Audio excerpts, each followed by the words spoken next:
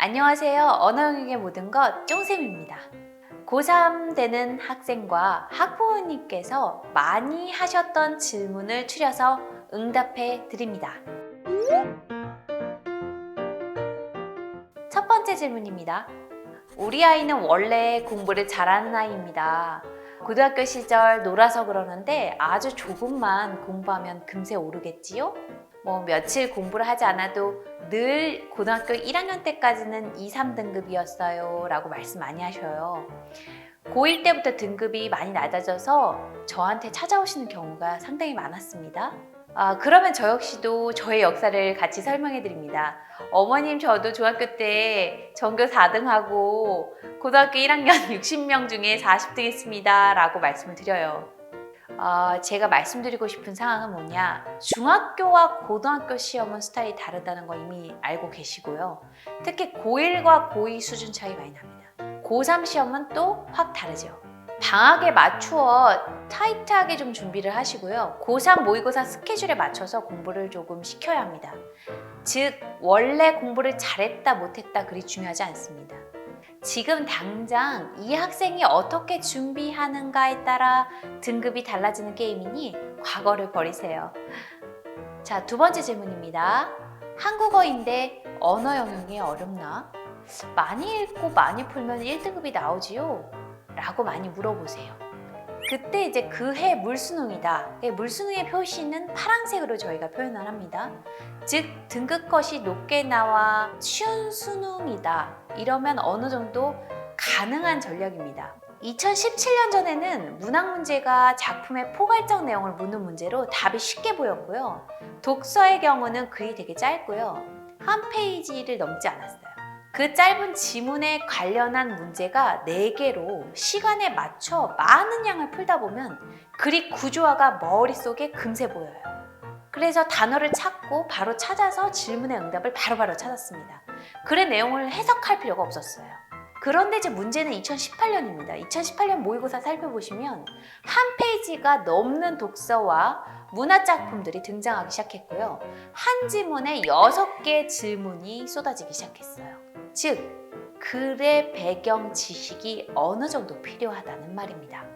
주식, 채권, 명제, 양자역학, 바이러스 등등 어머님, 아버님도 긴가민가한 영역들의 내용들이 출시되기 시작했고요.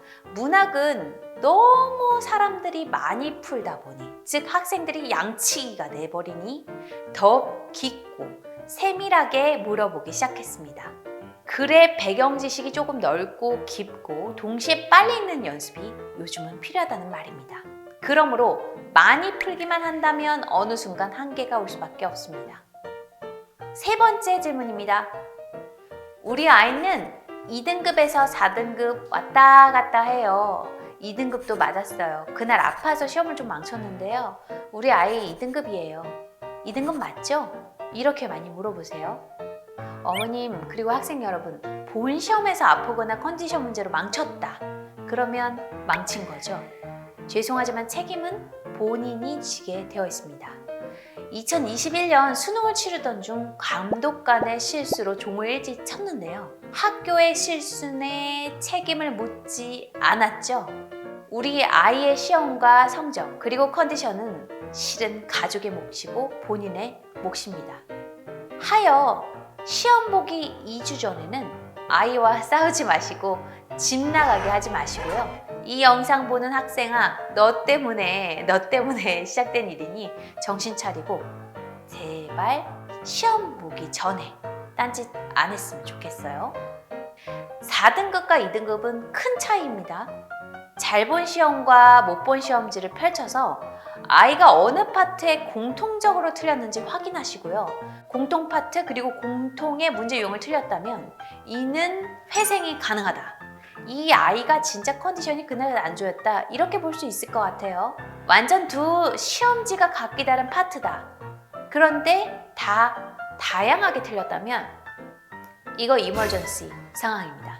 그때그때 아는 내용이나 운으로 맞췄을 가능성이 있으니까요. 등급 생각하지 마시고 얼른 전문 학원 및 과외 선생님께 아이를 평가받아 보시기를 바랍니다. 자, 다음 질문입니다. 유명 대형 강의를 꼭 들어야 한다? 그 교재는 반드시 사서 풀어봐야 하나요? 매년 그 해 유명한 강사님이 꼭 계십니다. 현장 강의 대기 타시고 교재를 직접 사오시기도 해요. 부모님들께서요. 학생들이 모든 강의를 경험하고 산 교재를 본다면 당연히 도움이 다 됩니다. 대형 강의가 주는 긴장감은요, 시험을 치러야 하는 학생들에게 꼭 필요한 경험이며 이를 돈 주고 사시는 겁니다. 각 강사님들께서 만드신 교재들은 큰 틀에서 보면 거의 비슷합니다. 아이가 모든 강의를 스스로 듣고 강의 내용을 70% 이상 따라가고 과제도 70% 이상 따라간다면 들어보는 것 아주 좋습니다. 헌데요, 50% 이하로 이해가 안 가거나 과제를 안 한다, 그리고 수업을 그냥 듣는다, 이런 수업이요? 아니요. 공부하는 시간 전혀 아니니 그 강의와 교재의 탓을 절대 하지 마시고 그걸 풀지 못하는 학생이 지금 수습해야 되는 거죠. 시간 낭비, 돈 낭비가 될 수 있습니다. 또한 이와 반대로 교재와 강의가 이미 80% 이상으로 내가 알고 있다. 그렇다면 교재와 강의를 선택적으로 풀거나 들어야 합니다. 예를 들어 강의 내용을 이미 안다면 교재만 따로 확인하거나 모의고사 풀 때 신청하는 듯 선택적으로 활용하는 것이 훨씬 나은 방법이라는 말입니다. 자, 지금까지 고3 학부모님의 질문들을 추려서 응답해 보았습니다.